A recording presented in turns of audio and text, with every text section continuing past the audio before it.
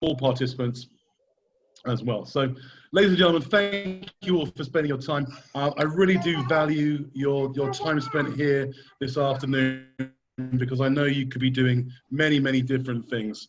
And I want to give you as much value and as much insight as possible, because really, this is what Iron Mindsets is all about. Now, during this session, what I'm going to be doing is I will be asking you if you could all now mute your microphone for me, please. Please mute your microphone now. I want to avoid any external noise. And if you want to, you can also black your screen. You can also mute your video as well if you choose to. That's fine. For those of you who know me, my name is David Cramond. I'm the Managing Director, CEO, founder of Iron Mindsets. For those of you who don't know me, my name is David Cramond. I'm the CEO and founder of Iron Mindsets. And what we're all about is basically helping you to discover new tools, new techniques, new ideas and processes for improving sales. The reason we do these things is because we want to help you to enhance the way in which you do business. And now is a even more important time to start enhancing the way in which you sell. Now, what does Iron Mindsets do? Basically, we're involved with consulting, corporate training, and of course, coaching and mentoring as well. And under our 3 pillars, we provide a variety of different services. And one of the reasons we now start providing the service that we provide is because I had the opportunity to meet with a gentleman who opened my eyes to a new way of helping people to discover how they could become even more effective in the way that they were doing things, how to bridge the gap faster between where they are now and where they want to be through developing some high quality, data-driven insights into their approach. And so it was really a very, very easy decision for me to make in inviting my guest today to join me and to discuss his many, many years of knowledge and insight into this fascinating arena that is 360-degree feedback. Now, personally, I'd always seen 360-degree feedback as something that is applicable to the C-suite, the leaders, to management, and never actually seen it being applied in sales. And he very kindly schooled me on how effective 360-degree feedback is when it's applied to sales leadership and to sales teams as well, and showed me how effective it is in helping people to start getting results even faster because they have the clear insights they need to take action sooner as well. So without further ado, he has, with more than 30 years of experience in conducting interviews, giving feedback, helping create clear pathways for people for their development and their success. He's worked with companies such as Ashok Leyland, Bridgestone, Canon, Deloitte, Lyrico, Procter & Gamble, Volvo CE. He's a professor of applied psychology, industrial psychology, sorry. And without further ado, please join me in giving a huge round of applause. Ladies and gentlemen, put your hands together, please, for Professor Lieven Cornelis. Here he is. Welcome to the stage. Thank you, David. It's a pleasure to have you with us today. Thank you for joining us, all the way from Belgium. Yeah, so as you say, I'm living in Belgium, and for the time being, I need to stay in Belgium. So over the 30 years that I'm working now, I've been traveling all around the globe, more or less, except for Australia, which I hope to get some invite one day to work there too. But for the rest, I visited a lot of countries, and especially a lot of people in countries, which is more important. And so I've been working in quite a number of countries, combining, let's say, field work in the sense of giving feedback to both CEOs and operational management, Also doing a lot of research in the field of personality and personality testing, giving trainings, workshops, publishing, etc. So it's pretty broad and varied, and it gave me a chance to meet with a broad sample of people. It's fantastic. I think, you know, I know that you have so much knowledge and insight to share with us all today. I mean, we've got about 45 minutes to get into it. Before we do though, what I want to highlight to everyone as well, please bear with us. Obviously, as you know, there's a lot of people who are online right now. And from time to time, the connectivity may go up, it may go down. So if there is a little bit of a lag, and if there's sometimes you don't hear the full question or the full answer, please remember that you will get a full recording of this session today. And also just please bear with us as well. Okay. Lieven, I think what we want to do today is just really have a general chat. And we're gonna look at the full circle of 360. I'd like to go through with you, obviously what 360 is, but more importantly is the why is it important, the how is it used, who is applicable with as well, because I want to take a deeper dive into sales, because I know that's a lot of what our audience is interested in is enhancing sales. So where it can be used most effectively, and obviously when would now be the best time for us to get on with it, really. So let's open the questioning. Tell us, look, what's 360 all about? Right. So as you can see on the image, which is on the screen, 360 is really about the circle around one person. And most of the time, just to make it simple during this conversation, we call the person the self, because he's asking, or she, when I'm using he, it includes she. So he's asking feedback on a structured way from the people around him, around her, including other managers. And that's the reason why we call it the self, because then other managers, if you call it a manager, then it's confusing. So this self is asking feedback from his superiors, from his subordinates, from his peers, and in a sales context also from customers and internal customer support.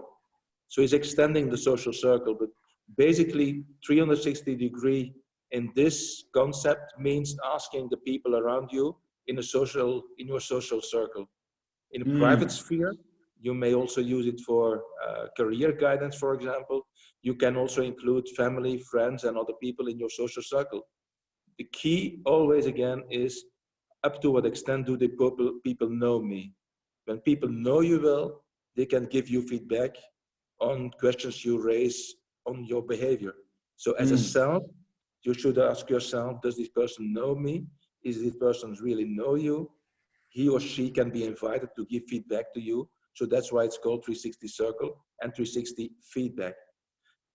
Important in 360 feedback is also that it's in a structured way, and the same questions are asked to all the people. That makes it different from the thumb up in Instagram or whatever. It's really very concrete. You ask a concrete question. Do you see me doing that? And you confront yourself, your own idea. I believe I do it, with what other people will tell you. So that's 360 is about. I see. So when we're building this 360 circle, what is the most effective way to do that? Well, for each circle around you in this image, you should wonder, does this person know me very well? And in the preparation phase, the person setting up the 360 questionnaire should also make sure that the person who is invited to give answers can answer this question. So if you include if you include the clients for salespeople, then you should wonder, can the client really answer this question? The client cannot answer the question, whether yes or no, you invite the internal staff to discuss the sales proposal. The client, though, can answer very well if you're giving in the sales proposal the time that you promised. If during the meeting that you can find arguments that make sense to the customer, that you really know what you're talking about. These things clients can answer. So preparation phase is really very important. Finding out or defining which question will I ask to who, and which person will I invite. Will this person really be able to contribute? It's a matter of respect. If this person cannot contribute, it's not fun for the person to get a question, and he or she will drop out. If the person really has the idea that he can answer the question in a solid way, he will give a very honest answer to you. Interesting. Interesting. You should touch on honesty. I'd like to come back to that a little bit later, and also maybe to discuss the questions that are asked too. I think that's important. Can I ask you something though? Obviously, there are various tests or assessments out there. You know, there's MBTI, there's DISCs, there's there's a wealth of different ways to assess people. Why 360? The ones that you mentioned, MBTI, DICA, whatever, all these ones, they are self-assessments. And most of them, I will not make it too technical, but they report only the way that you see yourself. They even do not go deeper to the deeper personality. So crucial in a 360 is that you confront your own image with the people around you. You're not looking at yourself, you're looking also at getting the answers. How do people perceive me? How do people react, not react, but look into what I think I do? So it's the confrontation in a constructive way between yourself, the image you have yourself, and what people see doing you.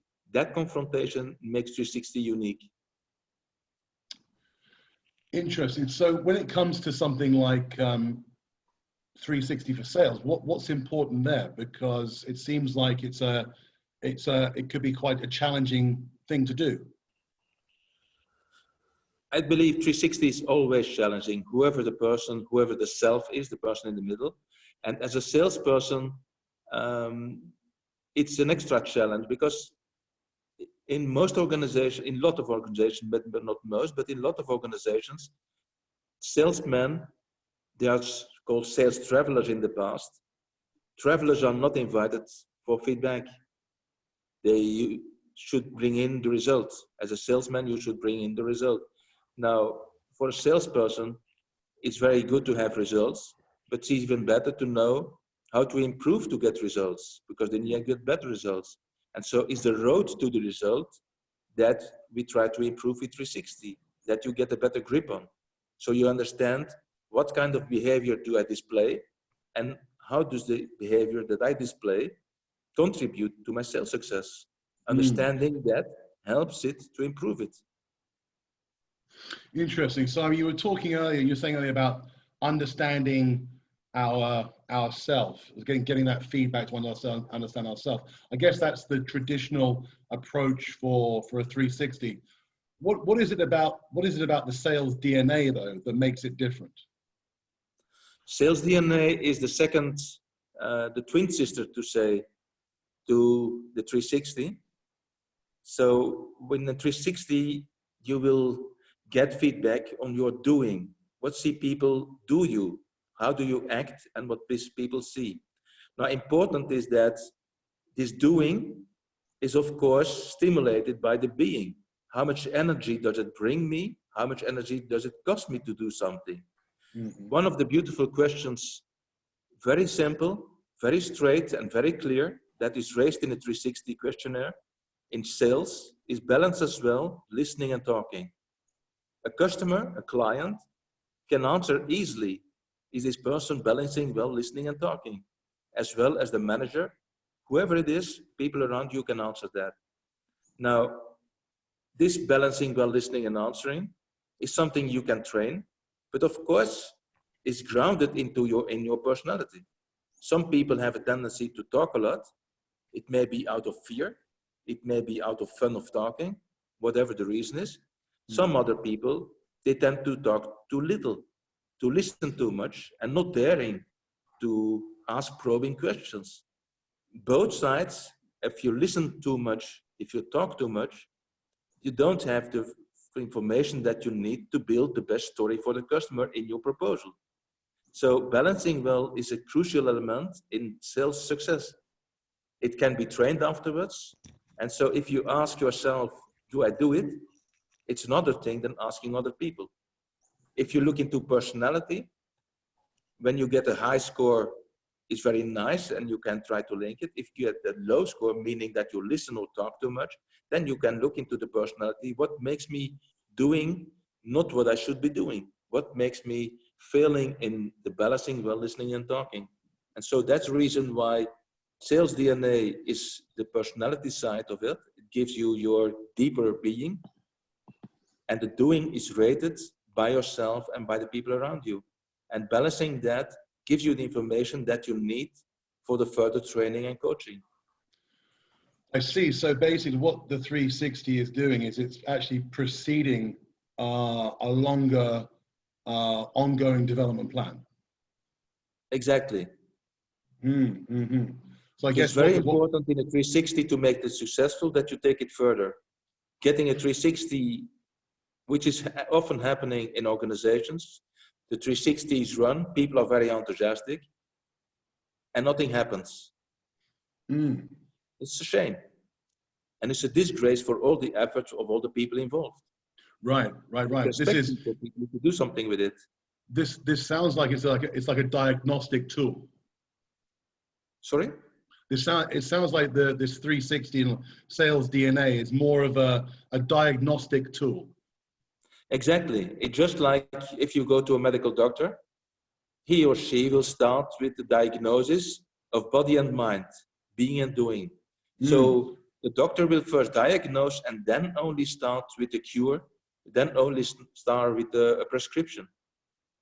And if you don't take the prescription, then of course nothing's happening. So that would be a shame. If you go to a doctor, you have a reason. If you do a 360, you want to obtain some better result afterwards.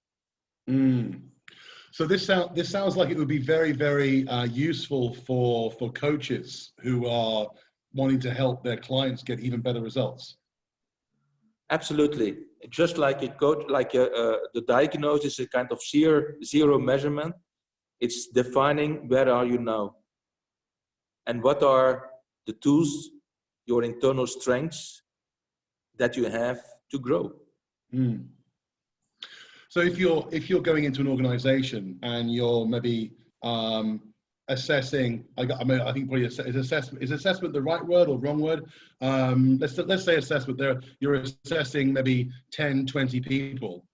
What would you be able to do with those results, and what would you present to the organization? Well, as an organization, let's say you have two layers. First of all, of course, you need to respect the individual side of it. 360 is a purely individual element, so there should be a feedback giver and at the end a coach to take it further. At the other hand, of course, if you have, let's say, 20 people, whatever the number, you can consolidate all the information and you can bring it together in a matrix, and that matrix you can use then to define the common needs for training and development. Interesting. So basically you are, I guess, removing any uncertainty. You're showing them exactly where the gaps are, rather than, so you're removing the guesswork. Exactly. The guesswork is removed, and more than that, the effectiveness of training and coaching is increased, because you know, okay, out of the 20 people, those 5 people, they need training on, for example, listening and talking. 5 other people may need strong training on writing better proposals. Other people, they may need mentoring or more coaching on keeping their promises in delivering what they promise to the customer. So the effectiveness of training and coaching can increase heavily, because you know you can really have kind of focus groups. Exactly.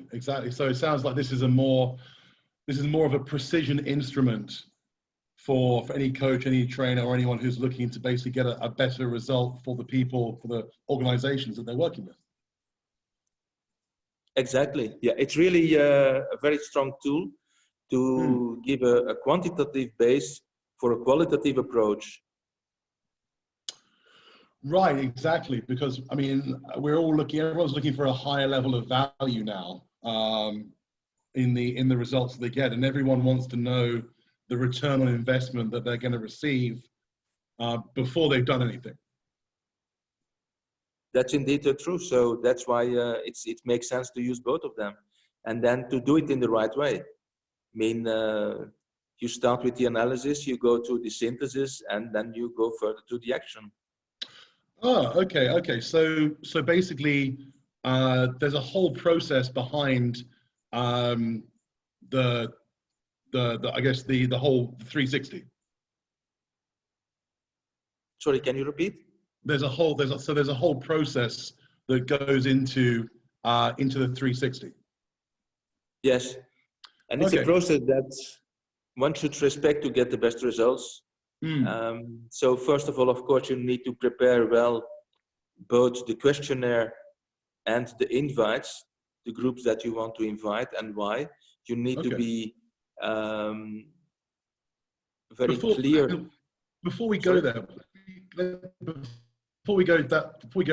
let me ask you a question though.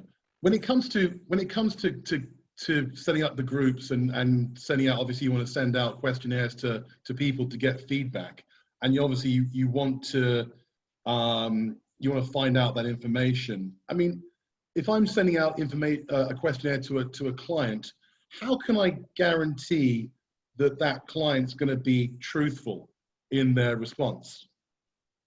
It's a very important question. Thank you for raising it. A lot of people have strong doubts that, especially clients, but in general, that people will answer truthfully. And my experience has learned me that people, they are longing to answer truthfully, but they are also in need of a very strong element, which means confidentiality. They need to trust the system.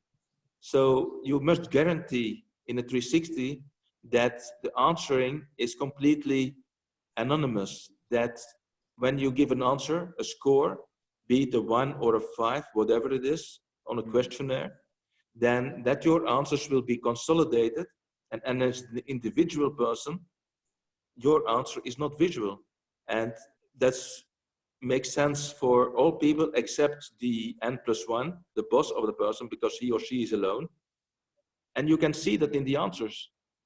So most of the time, you will see that the boss gives a 4 or a 5. Most of the time, let's say, they tend to give a 4, 3 to 4. And if a 5 is given, that means that this person is really very happy with the behavior shown. And occasionally, out of, let's say, 100 questions, the boss will give 1 or 2 times, maybe 4 or 5 times, a 2 or even a 1. These are critical elements. That means that the boss is really struggling with that kind of behavior. Now, you cannot blame the boss to give, let's say, 3 4s and more in general 4s, because he's alone. The self will see the answer, and like a boss told me, I need to pass through the same door the next day. So the boss will give a little bit more,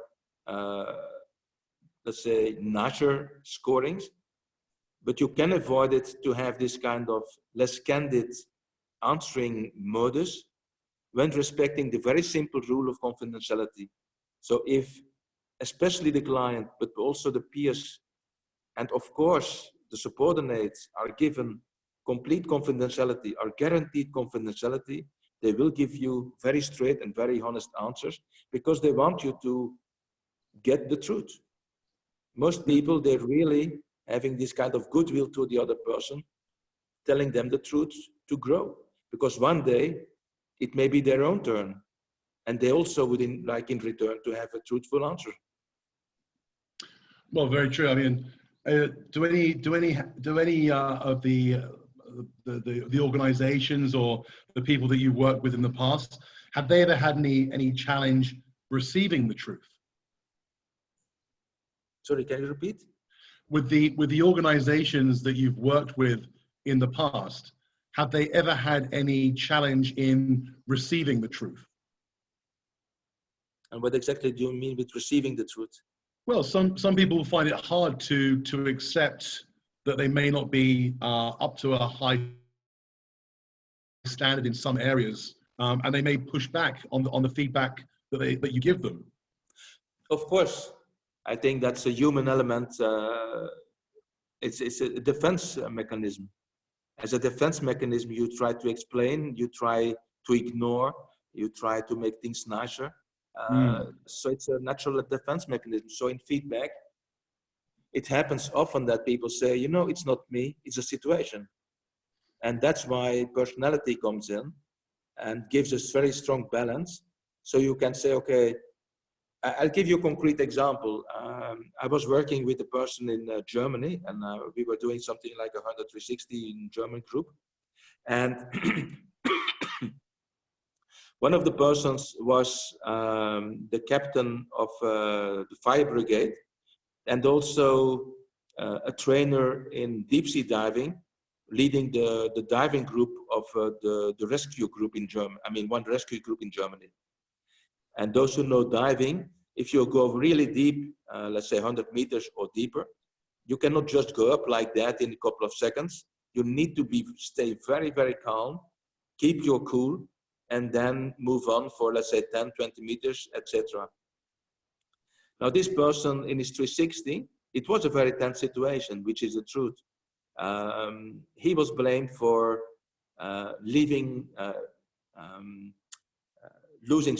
his temper. It was very strong. Every single question that went into that direction, he had very low scores. In the open comments, people were pretty clear that he lost his temper too much. And then he started saying, okay, it's not me, it's a situation. We are under high pressure. We are losing market share, we are losing money, etc., etc. Then we looked into his personality elements, and we saw a very high level of on the scale called power, so the need for power, and a very low level of emotional control. Mm-hmm.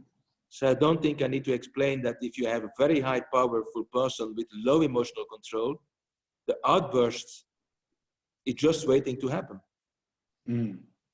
So we did work on that, and I mean, he started laughing, and I said, okay, I understand that, okay, it's more than situation, it's also myself, it's me. And then we digged again into this diving control. And so as a guidance, we discussed it, and he came to the conclusion that if he's feeling like losing control in a discussion, in a meeting with the subordinates, superiors, whatever, he should really close his eyes and find himself back underwater, 100 meters deep, where cool and distance is crucial for survival, and putting himself mentally in that situation again, so that he would regain control. And I think 1 or 2 years later, I met him again, and he said it really was very helpful for him, and he really improved in this. So, of course, defense mechanisms are there, and then personality supports you in helping to balance it, and also to find ways out of it. That's, yeah, I mean, I think, so basically by combining everything that we know from the feedback surveys and all the information that we receive, that's going to tell us a lot about the people that we're giving the feedback to. So I guess that prepares us in a big way to deliver the information in a way that they can accept as well. And like you said, you know, if we're skilled coaches, then we're able to use a metaphor or story that relates to that person to help them to digest the feedback in a more palatable and acceptable way. Yeah, absolutely. And so when starting a feedback session, my first question is always, what did you appreciate in the results? Because at first, when I started working in 360 in Belgium, I thought, okay, the Belgian people are very defensive, very negative, looking after what's wrong, what are my low scores. That will be typical Belgium. And then I started giving feedback in Holland, and I found the same. I think maybe it's typical Western Europe. And then I started my training to become a trainer in United States. US people show the same kind of attitude. So I was like confused. How about the British? Like, that's where I get my first training, and I thought this must be very British. And then I went to India to give a lot of feedback. And finally, I had a number of feedbacks in Indonesia. And I think when I put my puzzle together, there was one element. It's just simply human. Always look first, what's wrong? What people blame me for? What are my low scores? And so, very important in feedback giving is to rearrange this mindset and say, okay, but let's look, what are your strengths? Can you capitalize on?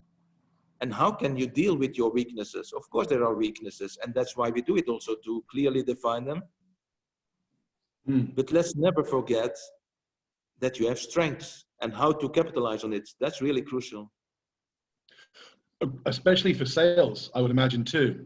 I mean, obviously I've worked with many sales teams across different countries, different companies as well. And obviously focusing on the strength is a very, very important factor. Understanding the weaknesses though as well is probably where they need to improve the most.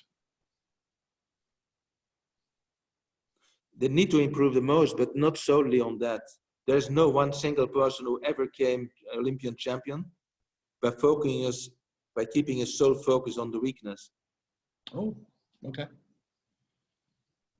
Fair enough. That's very, very true. Okay. So I guess if we can help them to understand, obviously, yes, to heighten their strengths and to bridge the gap on the weaknesses, then we're progressing forward. That's the point. And the strength is kind of lever to reduce the gap. Interesting. So all of this tying together. How does the process work? And how long does a 360 feedback session last for? Let me start with the last question. So how long will it impact people? And time after time, what I hear back from people is that the impact on the individual, on the mind, lasts for between 6 months up to 2 years. So people really are impacted by 360. You should never underestimate that. It's something that it may take some more time for the other one person than another. But there is a moment that you start to realize, okay, this feedback had value. And what can I do with it? Now, the process as such, let's say in a larger organization, there are a couple of weeks, 1 month up to 2 months, but most of the time something 3-4 weeks preparation phase where you dig into the questionnaires, use the people to be invited and all that. Then it takes some, let's say, 2 to 4 weeks to getting the results, the results of the questionnaire that are sent out. And then we start in general with the analysis phase, saying, okay, let's read into the report. Let's find out together as a feedback giver and as a self, what are the messages sent? How can I understand it? What are the major themes coming out? And how can I deal with it? Then one should sleep over it. There's a lot of research on sleep and the impact of sleep, which is very positive. I all encourage you to have 8 hours per night of sleep. It's very healthy. And it's also very healthy for business because it helps you to digest. So after, let's say, 1 to 2 weeks after the first feedback, we have a second feedback, which we call the synthesis phase. We try to say, okay, Let's this is an define. interesting point. I want to dig down into this more. So can we just go back and just talk about the analysis, synthesis, action? Okay, so these are the 3 steps that I always encourage organizations to take. So the first, sorry, the first step is the analysis. That means that you discuss the report, the self, the coach, and 360 feedback giver in a triangle situation. The report itself, it's really very important, should only be available to those 3 people, not to HR, not to the N+1 of the self. I'm really very strict in that. If a company is not willing to accept it, I don't do 360 with them. Very simple. Because I know the results will be too much biased. So in the analysis, you dig into the data, you try to help the person, the self, to understand the data, what it really means, what it tells you. You try to overcome what we just discussed, the different defense mechanisms. You try to provoke in a very constructive way the self to think out of the box, to look further, to confront his own, to accept, let's say, the confrontation between his own self idea, his own results and the result of the other people. And then at the end of such meeting, the first analysis, most of the time we come out with, let's say, 2 to 4 crucial themes, which I ask the person to reflect on. In the analysis, we also include, of course, I told you already, the personality element. So then I ask the people to reflect on, let's say, 2 to 4 crucial themes out of the analysis, which we bring back to the synthesis. In the meantime, let's say 1, 2, 3 weeks, the person, the self, can think over, eventually can have small discussions with other people, how they see it. And in the synthesis, there you try to work together with the self towards a clear, more focused definition. Okay, what can I do with it? So which elements will I take further? And what can I do with it? It's a preparation of the action phase. In the action phase, the self will come up with a clearly defined document, which is the result of the synthesis. And so quite often between synthesis and action, I do have a phone call where I discuss with the self the document that he has created and that they will put forward in the action phase. The action phase is the discussion with the self, his own boss, the coach, myself as a 360 feedback giver, and eventually also other stakeholders. It may be HR, it may be a training manager, whoever it is. In that action plan, the self will come forward with his own actions that he wants to take responsibility on, to say, okay, for the next 6 or 12 months, I want to increase that and that. I want to work on these and these elements. As a salesperson, I want to work on my listening side, on my proposal side, whatever it is, and I commit myself to. And very important is not only a commitment from the self, but I also demand explicitly commitment from the N+1. As an N+1, as his boss, are you willing to support the self in this effort? That's crucial, because you need the sponsorship from the boss. You've got to have total buy-in from every level within the organization for this to work then. Exactly. At least when you want to take it further, then nice to know. When you don't have this action phase, 360 will fade away because it's on the level nice to know, nice to read, whatever. So nice to know, then the organization is not really winning. The person himself also not. I see. So basically, then, so for something then to happen, you've got to set goals and have somebody there who is providing maybe accountability to ensure that their actions being taken after that. Exactly. One question here then would be, is that does then the 360 impact KPI, or does KPI impact the 360? Or I mean, is there a link then to OKRs as well? I would say it's more linked to OKRs than KPIs. So it's not really data driven. It's not, at the end, you will not say, I mean, in the action plan, the self will not say, I do want to have so and so much new customers and no. It's about, I want to improve my skills when it comes to convincing people, showing drive, finding the right arguments, listening, balancing, listening with talking, all this. So it are more OKRs. It's not really KPIs. KPIs is the result. OKRs is the way to go. Mm. We've talked a lot about giving feedback within organizations, and I know you've worked across Europe and Asia as well. From my perspective, I mean, I've been living and working in Southeast Asia for 20 years, and obviously culture forms a huge part of being able to give feedback.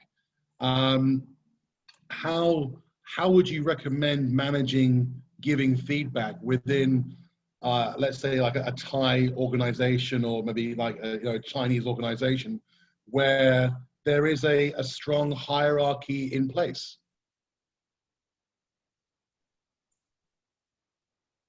Well, in my experience, if you look at most Asian countries, respect is crucial. So there must be respect for the methodology, for the process, the confidentiality, and you have to demand respect for the anonymity of the answers, but also for the ownership of the self. And when you have clear agreements on that, and all people respect it, the feedback is really very helpful. And most of the time, until now, I had very good and positive situations. And so when I came back after 2 years in some organizations, they really were very happy to redo it. And the result is even better because they know the system better. But let's say whatever organization that you work with, you really need to have the respect for on all levels, be it the method, be it the methodology, the process, as well as the people. And the feedback giving itself, as a Western European, of course, you need to adapt to the Asian culture. Confrontation is not really the way that it is done in Western Europe. But when you're in a face-to-face meeting and you confront in a very respectful way, in a constructive way, it's not the aim to break down elements. No, the goal is really to find out how can we understand the message given by all these people in the 360 report. How can we deal with it? How can we use it for growth? You make a very, very good point. One last question before we go to the Q&A, because I'm sure everyone has some questions. Finding how, obviously this is not a small investment for organizations to make. So how do we ensure that the 360 has a long-term impact after it's been conducted and doesn't become another report that's just left on the shelf? But I think the key answer is in the action plan, because the action plan is creating a commitment, a mutual commitment from both the N+1 and the self to work on a number of elements. So you have the information what the person wants to work on, and you put it in public. Then the organization should be willing to take it further into coaching, training, and other needs. And some people may even shift roles in an organization due to the feedback, because they understand that they are not in the right role. I've been working one day, several times basically, in finance, where people have, let's say, the opposite personality than what is needed in operational finance. One day I was working with a Japanese company called Omron, and the finance director, at the end of the session, he came to the conclusion, he said, well, you know, I'm really very good in things I should not be doing, and I'm very bad in what I should be doing. So in the organization, he applied for another role, and now he's financial consultant, change consultant in finance. He's very happy with it, and the organization is really pleased with it. So most important, if you really want to make it an investment and not a cost, the organization should respect the different elements such as confidentiality and ownership. And the self has to respect the idea that one day at the end of the time of the process, he will need to share his own ambitions, his ambitions for growth with his boss and with the other people, so that they really can make him accountable on that. And then it's an investment, not a cost. Exactly. I think this is the biggest point to end on as well, that this is a great investment for organizations who really want to promote growth and accountability within their organization, develop better results, and of course grow the top line performance as well. And this comes from the people who are taking action on the front line. Exactly. So that means that the engagement of the top should be there. Every time that I've been running 360 and the top manager of the group, be it a department or an organization, was not involved in the 360 himself, it was the first thing that happened. The people, they put their finger at the person and say, okay, and why not him? He should be doing it too. So as a leader of a group going through a 360, be it a department, an organization, as a leader, you need to give the example. You need to provide the example. You do the 360 yourself. And more than that, you commit also that the organization will support the people going through the 360 till the end, have also the support for growth. Fantastic. I think this is an amazing tool set, and something that really needs to expand and grow within sales teams, actually within all teams. I think, you know, this is just the start of a series of interviews that we'll do on the application of 360 and how it can be applied in all levels of leadership, entrepreneurism, and different areas of business to get great results. So Lieven, thank you very much for giving us all these insights this afternoon. Ladies and gentlemen, please join me in giving a huge round of applause and thanks to Professor Lieven Cornelis and all the responses he's given today. Thank you very much. Thank you, David, and thank you all. Now we do have some time remaining. We are open for Q&A as well. So, ladies and gentlemen, if you do have some questions that you'd like to pose to Lieven on 360, if you have questions that you'd like to pose on sales, then please do unmute your microphones. You're welcome to engage with us. Can I? Yes, of course. Good enough. Yes, thanks for that. This is fantastic. I think I love and I enjoy through the session. My question would be, I rather want to see what kind of question or aspect of question that normally they include in the questionnaire. And this would be powerful to draw whatever result for those, you know, people who've done the 360 degree. So in short, is what kind of aspect of question that normally include that in the questionnaires? I would like to see that. Okay, very good question. Thank you. Basically, there are two kind of questions included in the questionnaire. There are behaviors, and there are a couple of open questions so that people can write more, elaborate what they believe, what they hope, whatever. We always warn, I will start with the second, the open questions. So it are questions like, what do you think this person should develop? How can this person improve as a salesperson in dealing with me as a client? And then the person the person answering the questionnaire can elaborate it. And what's kind of amazing, because I see it all over the world all the time, that the questions asking what should this person improve, what can this person develop, they will take something like 3 to 4 times more words the answer to that. Then the questions, where is he good at? What are his strengths? So most of the time, the strengths are described in short words. The weaknesses, development areas.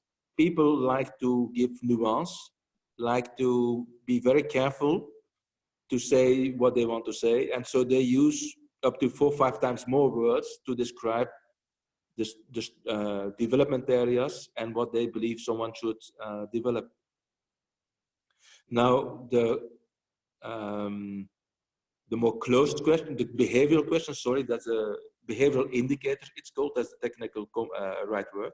So the behavioral indicators, there will be indicators being very clear and concise on what kind of behavior is this person showing.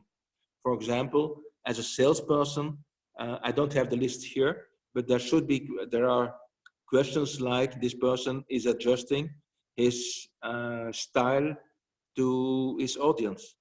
This person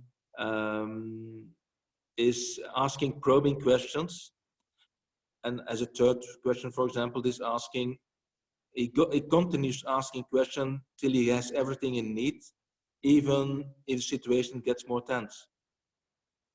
Now, extremely important in this questionnaire, in a 360 questionnaire, is that every single question should only have one element that is asked. Because if you have 2 elements, then 3, would it say that is one or the other? So a lot of times I see questionnaires with questions of, let's say, 15 up to 20 words. That's confusing. As a rule of thumb, a question should never be longer than 10 words. It should never have the word "and." "And" is a word which is taboo in the 360. Because if you say "and," is it A or B? So you really try to be very clear and concise in the 360 questionnaire. The result looks simple. The work towards this is really very hard because it's rephrasing a number of times up to the moment that you get your questionnaire.